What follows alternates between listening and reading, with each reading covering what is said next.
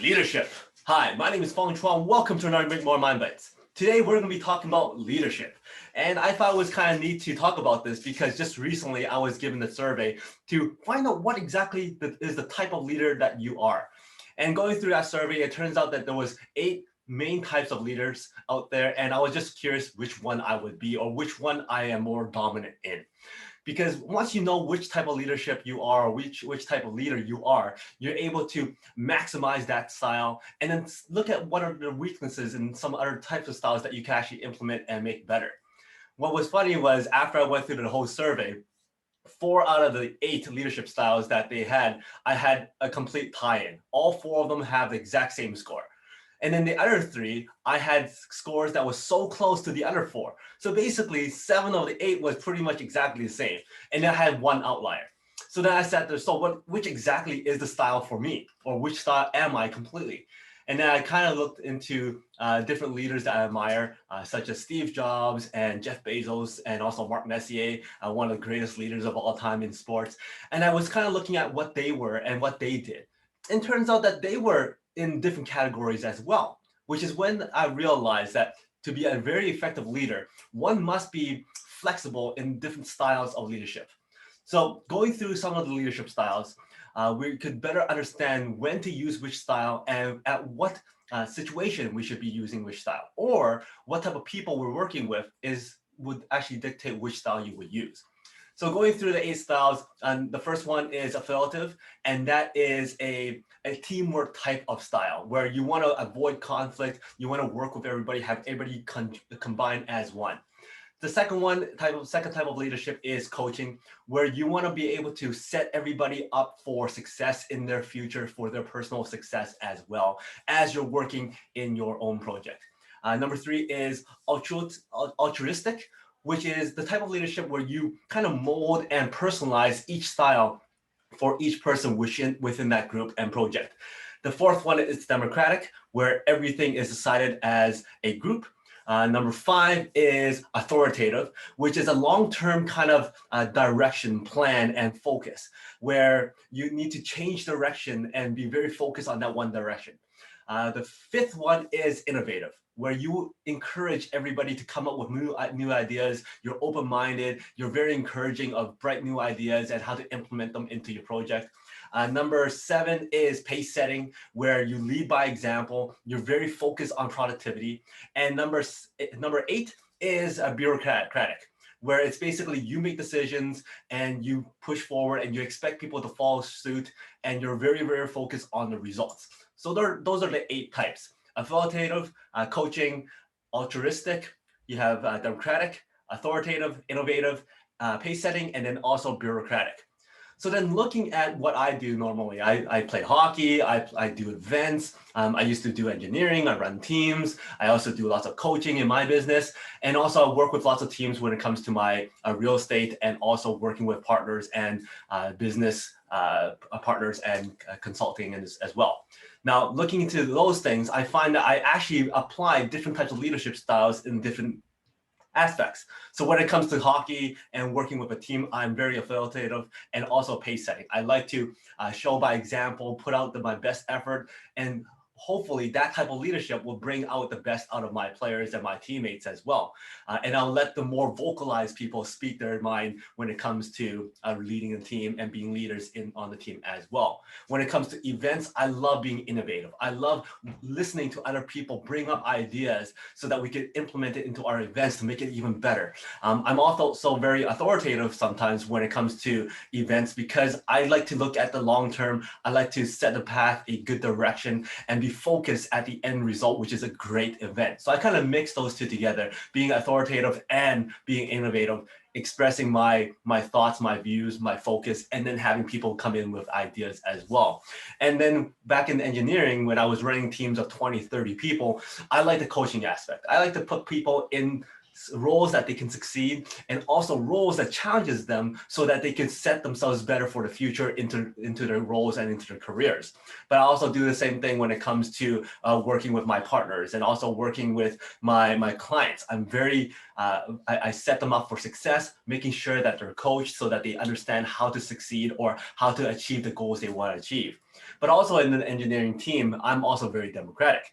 I want to be able to listen to everybody's thoughts, everybody's ideas so that we can implement and also decide as a group which way is the best path forward. And sometimes when we're working on real estate deals, I do the same thing. I want to listen to other partners, also other experts, my accountant, my lawyer, my real estate broker, and all that kind of stuff so that we can move on with the best path forward. So very democratic in certain ways as well. So just by looking at those 3 or 4 different scenarios, I have absolutely implemented different types of leadership styles.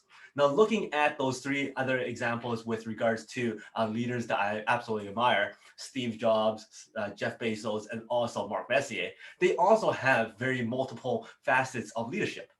Steve Jobs, for instance, he was very innovative. He was a very innovative leader because he comes up with great ideas and he wants people to implement them. He encouraged other people to implement them and think of ways of making it happen. For instance, not using a mouse, having a touch screen, no keyboard for the iPhone, and also being able to make sure that the stuff inside the computers look good, because he believes that the things inside, when the things inside look good, then the outside will look good as well, even though if you can't see what's inside. And the thing is, so that's the innovative part of his leadership, but he's also very bureaucratic. When he comes up with those ideas, he expects people to follow suit. He expects people to come up with those results and be able to make it happen. He basically goes, I want this to happen, you figure it out, make it happen, and therefore is very, very bureaucratic.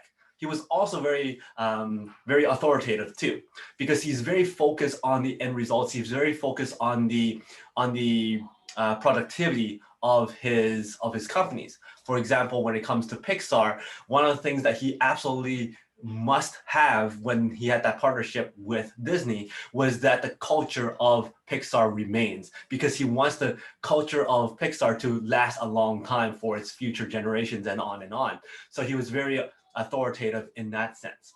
When you look at Jeff Bezos, he had a very good coaching leadership style.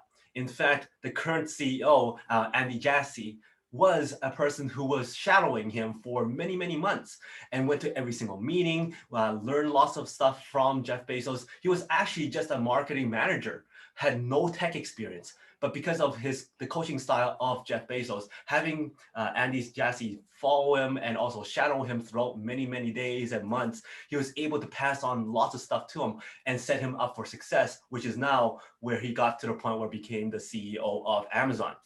He was also very authoritative as well. He has this long-term thinking process.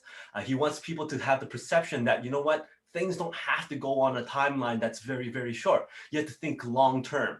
Walmart, Amazon, all those places are successful because they have a long-term thinking ability. And that's why he came up with the 10,000 year clock, where it only clicks once every year. The hour hand actually only moves once every 100 years, and it only chimes once in every millennium, which is absolutely incredible, because he wanted to give that mentality that you need to think long-term. You have to have that perspective of thinking things through in a long-term basis in order for you to succeed and in order for your company to succeed as well. And then finally, Mark Messier, one of the greatest leaders of all time in sports and in athletics. In fact, they named the leadership trophy after Mark Messier because how great of a leader he is. He's a very, very authoritative leader, which means very, very team orientated. One of the stories that he usually shares about how he first realized how important the team was that when he was, I believe he was a rookie at the time, and he was driving his way to the airport and he realized he went to the wrong airport. So then he called the office, he called the coach and goes, I'm sorry, I'm on my way there, just wait for me. I just went to the wrong airport. Well, once he got to the other airport, he picked up his ticket and noticed that it was to a different location than where the team was actually flying to.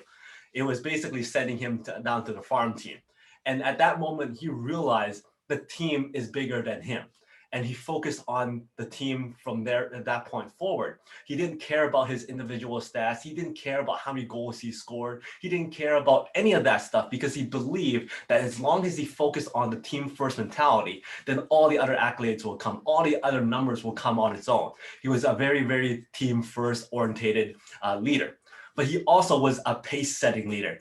And the very famous Mark Messier guarantee, when the Rangers were down 3-2 in the playoffs against, I believe it was the New Jersey Devils, he made that guarantee in Game 6, saying that they will win Game 6 and bring it back home and play Game 7 in New York.